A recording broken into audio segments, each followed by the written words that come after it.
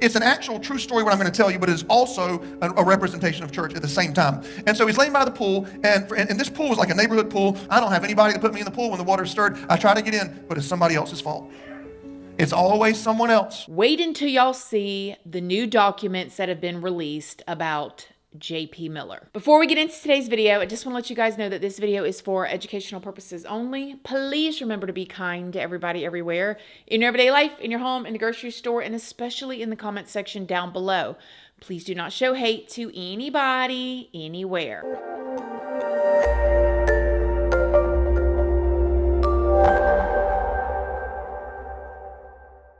So good morning, good morning, good morning. How is everybody doing today? I hope you all are having an amazing day. I hope you all are having a wonderful week so far. Y'all, the updates and the things that have been coming out about Pastor John Paul Miller. I know a lot of y'all followed this situation with me, especially last year, having to do with Mica Miller and all of the things swirling around it. Well, it is not over. Wait until y'all hear about this. Before we get into it, though, I did want to let you guys know, if you don't already know, hi, my name is Christina. I do have a second channel, which is Casually Christina.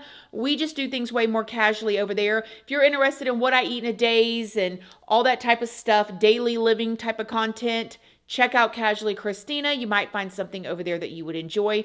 I also have a Patreon. My Patreon's for 18 and up. And over there we talk about more personal stuff. We go live over there. There's a $2 tier for all the true crime stuff that cannot go onto YouTube due to their terms and policies.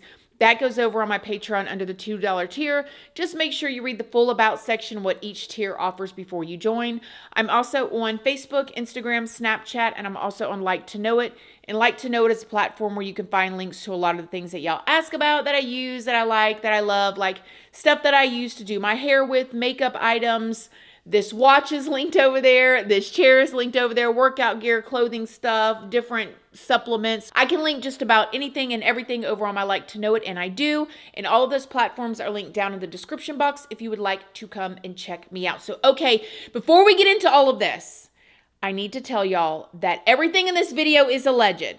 I don't know any of these people. I pull all of my information from very public news sources and court documents that is already out there for the public. Filter it through my own words and opinions. Please go do your own research and form your own opinions. But if you want to hear my opinions, we're going to get into it. So real quick, y'all. John Paul Miller, the pastor that was made pretty famous here recently after the passing of his wife, Mica. Y'all remember all this happened last year. I have a whole playlist you guys can go and get caught up, but there were all these rumors that were swirling around. So, okay, I'm gonna put the photos up real quick as a refresher. We got John Paul Miller married to Mica Miller. Mica passed away last year in 2024. If y'all don't know the whole story about that, please go watch the playlist.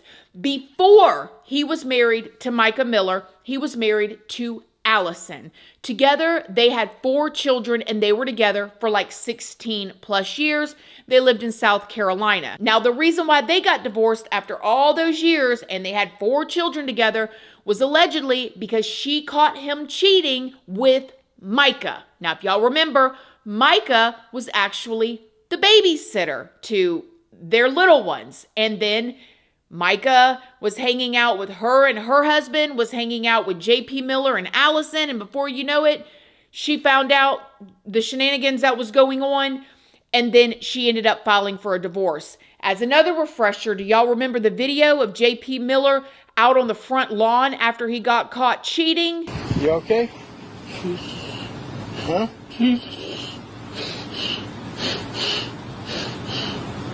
You okay?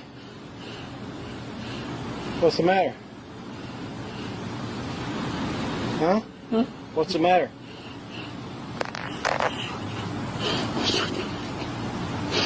I switched my medication.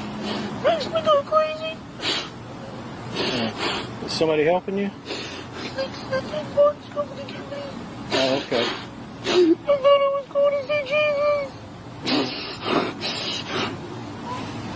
Okay. Well, after he got caught cheating and she divorced him, then he goes on to marry Mica. And it is rumored that the reason why he married Mica was because of all the rumors at the church. So remember, he's the pastor. His father is a pastor as well. We don't want to get into the rumors about that guy, okay? And the people at the church are like, wait a minute, he's over here being our pastor, and he just got caught cheating on his wife, and now he's in the church with the woman, Micah, that he was cheating with, So allegedly, that's why J.P. Miller went ahead and married Micah in order to get things smoothed out at the church. Allegedly. Now, this woman, Allison, the first wife, has been through the ringer. Do you hear me? If y'all haven't watched my other videos where we went over the police reports, where after she divorced him, he moved into the house across the street from her, y'all, and was watching her. It was doing all this crazy mess, shining laser lights into her house and all this stuff.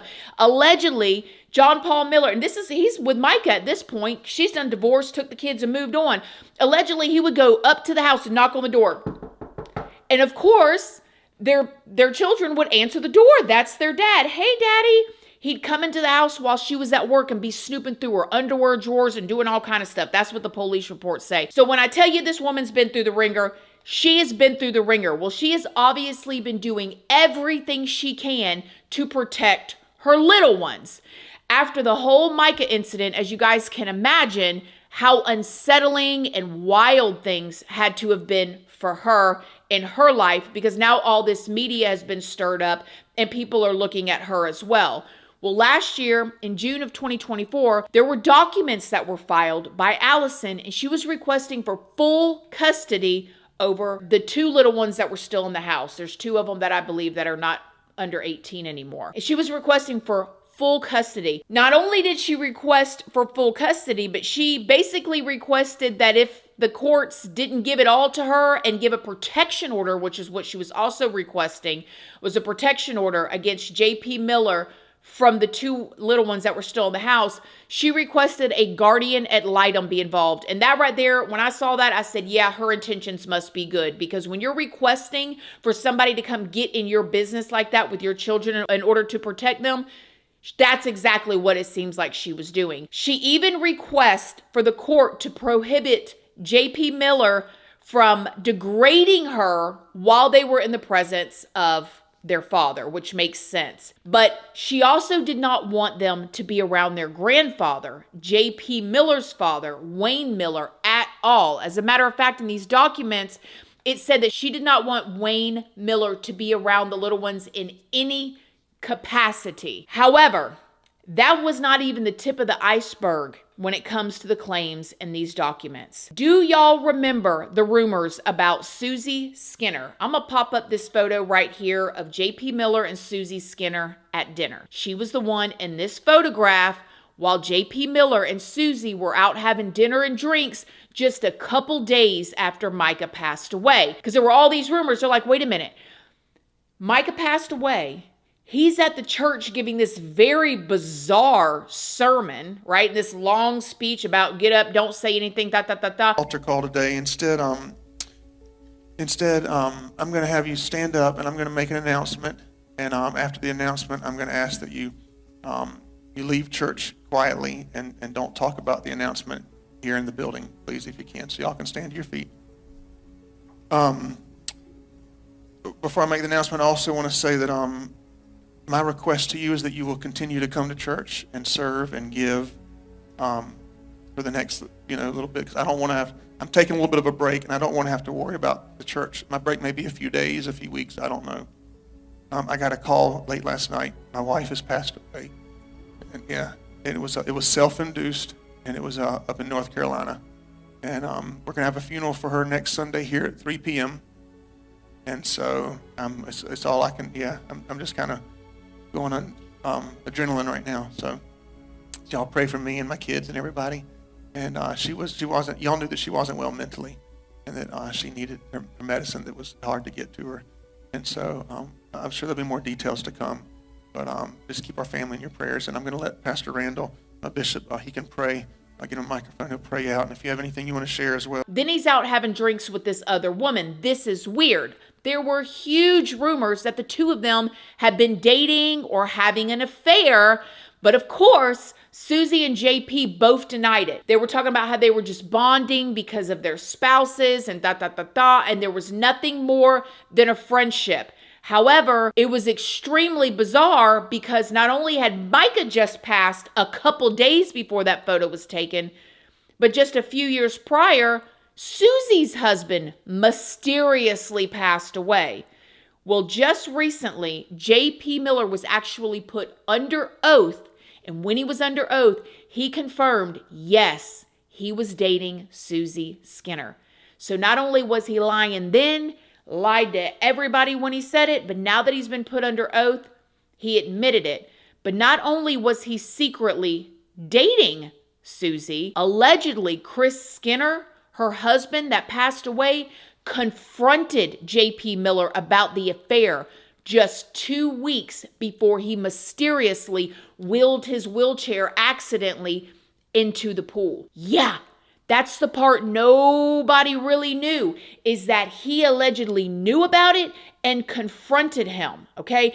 Before we even get to the point that not only did he confront the pastor, J.P. Miller, but then J.P. Miller turned around and did his sermon at the funeral. According to this affidavit, y'all, that was written by J.P. Miller's ex-wife, Allison, Pastor John Paul Miller used his own son, okay? So John Paul Miller would allegedly go over to Allison's house, pick up his son who played soccer, and take his son to play soccer so he could meet Suzie at the soccer field where her kid played soccer. So it was like this whole thing that they were doing together while J.P. Miller was still with Mica and while she, Suzie, was still with her husband, Chris. Allison, the ex-wife in these documents, said that the children were well aware of the affair because while they were at the soccer field, all the other, like the parents, and this is me putting this in my own words again, y'all go do your own research, form your own opinions, but the friends and the parents would be there gossiping about it, and it would be embarrassing to J.P. Miller and Allison's children, as you can imagine. So Allison basically said in these documents, when she learned about all of this that was going on and realized that J.P. Miller was having another affair this time on Mica, but yet using their little one in order to facilitate the meetings, she went up and confronted JP and Suzie and told them not to let it happen again. So she went up to him and said, listen, what y'all are doing is embarrassing our son. Y'all want to have an affair? Remember, and that's how she lost her marriage with J.P. Miller, was an affair with Mica. Y'all want to have an affair? Do what you got to do, but don't let this happen here at the soccer fields, . However, allegedly, not long after she confronted them about it, Chris Skinner mysteriously wheels himself into the pool and drowns. When the police gets there and all of the ambulances get there and they've gotten Chris out of the pool, who they're saying that they believed he had been in the pool 45 minutes by the time somebody found him, and his wife was called, guess who she called first? Guess who Suzie called first? According to these documents, she called J.P. Miller. And he showed up there at the pool. So now J.P. Miller, who allegedly is having an affair on his wife with Chris Skinner's wife, and now Chris is found in the pool, not long after that, he ends up calling his ex-wife, Allison, the one who filed these documents, the one who confronted the two of them, Suzie and J.P. Miller, about this affair. He calls her and tells her about the drowning and was extremely upset in asking his ex-wife to pray. Now, she said this felt very bizarre because maybe some of y'all are thinking, oh, that seems normal. Call your ex-wife and ask them to pray. I believe the reason why he was calling his ex-wife and pretending to be all upset and asking her to pray was because he wanted her to know that Chris was no longer in the picture. And think about the fact that he had literally, allegedly just confronted J.P. Miller 2 weeks prior to this, asking him to leave his wife and children alone. In these documents, it is also written how chilling it is to know that both of the spouses of Suzie and JP now had both passed away from these like tragic events. Some people would say tragic, seemingly self-inflicted events some way, somehow, because you've got Chris, who had been by that pool tons of times before. He would go there, he would go and play chess with some of his friends. It was a normal thing. Everybody knew him there. But this time he just happened to get too close to the edge. And then Micah, who all of her friends and supporters and family members said she was getting her life together. Micah was putting all those videos out on Facebook, being inspiring. She was singing in the church again. One day she's smiling on camera, and the next thing you know, she drives all the way out to a place that nobody's ever known that she had ever been to before. And what happened out in the middle of the water. I mean, very bizarre and chilling coinky-dinks to happen. Now, as another little like cherry on top to all of this, Chris Skinner's sister gave an interview or answered some questions to the Daily Mail, and she said that the investigation to his passing has been reopened, and it's partly due to like these new witnesses that have been coming forward, and they have been giving contradicting information to the evidence to what Suzie and others told the police at the time. She also said that when you're looking at like all these police reports and you're looking at the coroner reports, it is clear that there are a bunch of inconsistencies. But it doesn't end there, because according to Chris Skinner's sister, he didn't just fall out with JP 2 weeks prior when he allegedly confronted him about the affair that JP was having with his wife, Suzie. But things had gotten so bad that he had actually left the church, Solid Rock Ministries, about 4 or 5 months prior to all of this. And he had been going to that church since 2018 and never had an issue. But whatever was going on, he completely left the church and did not want anything to do with it. And Chris Skinner had voiced his opinions about Pastor John Paul Miller and that he did not like him. Chris Skinner's sister said that there was a lot of emotional pain and he was having a really hard time with everything and pulling away, and he had been distancing himself. And I'm sure he was. He was probably embarrassed knowing that his wife was having an affair, allegedly, with this pastor, a church that he had been going to for years. He probably already had ways that he had felt inadequate or insecure because he was unfortunately paralyzed in a wheelchair. You can only imagine emotionally what he was going through. And then just a few days after he was found in that pool, guess who conducted his funeral service? Yeah, John Paul Miller. As if that's who he would want to conduct his funeral service. When the police were doing their investigations on the scene, they were told certain things. And now there's been acknowledgement that some of those things are inaccurate. About 4 to 5 months prior to his passing, he did talk a lot about the pastor of that church. He did stop going to church there. He would talk openly to, me, my family, close friends of his, and others about why he was distancing himself from the church. Of course, if the coroner has made a decision to reopen investigation, and of course her release statement, I believe that there is means to say that it was going to be potentially something other than an accident. So that's something that's being looked into, an alternative than an accident, at least being looked into. Yes, correct. These documents also talked about how Chris Skinner ended up in the wheelchair in the first place. It's absolutely devastating. He was a veteran, loved by everybody, a very kind soul. And at just 20 years old, he was hit by a drunk driver, and that's what ended him up in a wheelchair, which is absolutely devastating. I mean, to know what all he was mentally going through before whatever happened at that pool that day, heartbreaking. Now, allegedly, there is security footage that shows him going into the pool, and there's no mention of anyone else around. But they've reopened this case for a reason. So, imagine the two accidents or incidents.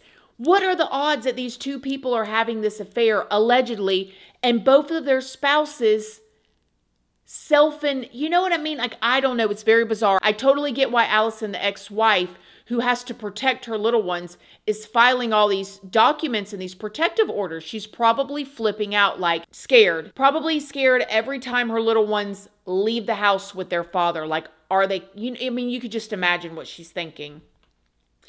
And just to wrap this up, If you don't know, there have been multiple lawsuits that have been filed against J.P. Miller and a lawsuit that even includes his father, Wayne Miller, and all kinds of accusations going around in these lawsuits, including underage taking advantage of and manipulation of money. There was even one part where they were calling the church, basically, in my own words, they were saying that the church was just a cover-up of a way to suck money out of the community and emotionally and physically manipulate people that were of a certain age. So it's getting real heated for John Paul Miller. And if you guys don't remember, the FBI raided his house not too long ago. We do not know what all came from that, but it looks like foots are on necks and they are watching him and everything that he does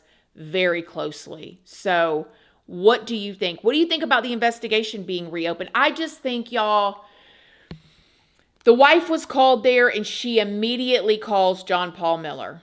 And I just, he's such a smooth talker, so charismatic. And, he probably got there as the community pastor and, talked to him and probably just eased the investigation and made things, it's creepy to think about. What do y'all think? Let me know what y'all think in the comments section down below. Other than that, I love y'all. Thank y'all so much for watching this video. I am going to be looking forward to seeing y'all's opinions and reading y'all's comments. Thank you again for watching, and I'll see y'all in the next video. Love you guys. Bye.